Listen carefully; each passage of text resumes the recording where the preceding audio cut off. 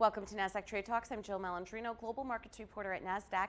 Joining me at the market site in Times Square, New York City, we have Jesse Kirshbaum. He is the CEO of NUE Agency. We're going to take a look at the streaming wars and the entertainment landscape. It's great to have you with us at Market Site. Welcome. And it's been a pretty busy year for streaming companies, for the entertainment industry, between companies like Disney, like Apple coming out with their own content. Of course, with coronavirus, everyone's staying home and streaming content. What are your thoughts around all this? Yeah, it's a great time to be in streaming. Obviously, the whole space is very nervous and it's a kind of a convoluted time right now, but ultimately these streaming wars are just becoming a great opportunity for consumers to get better and better content. Yeah, and it's also democratized content in general. You don't necessarily have to be at a studio or a certain location.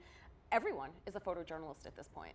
Yeah, I mean, there's UGC left and right, and there's platforms like YouTube, which people aren't talking about as much as they should when it comes to the streaming wars. People are on their mobile device, and YouTube is dominating that mobile conversation. And it's true, anybody right now can walk down the street, and that could be their red carpet or their step and repeat.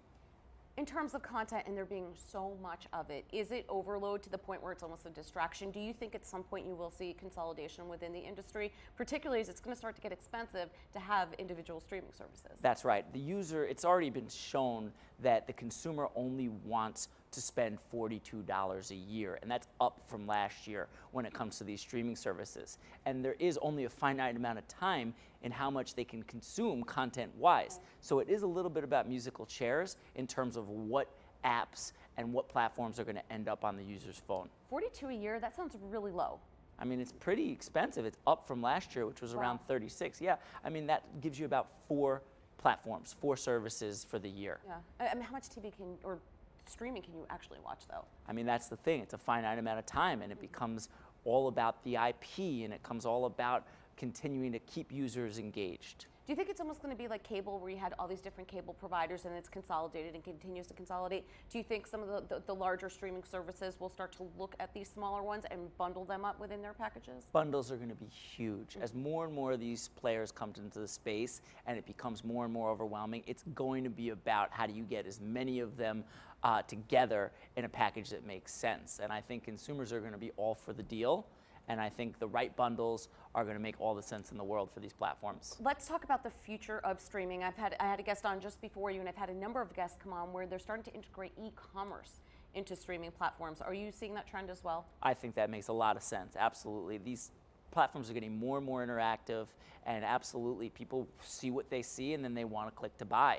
And so as these platforms get more sophisticated, there's opportunities to integrate new ancillary revenue opportunities. Yeah, and they're also talking about how community and influencers are really key to this, particularly on the e-commerce end.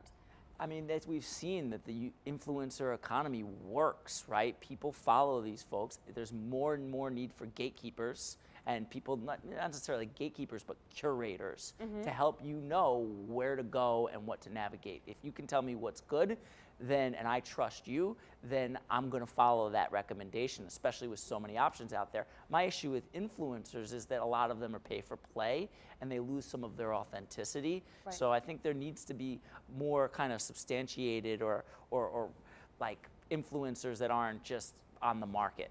Right, well, that makes sense, but I think it also lends to how strong the consumer is. Where this is what we want. These are the kind of products we want. These are the kind of people that we want endorsing them.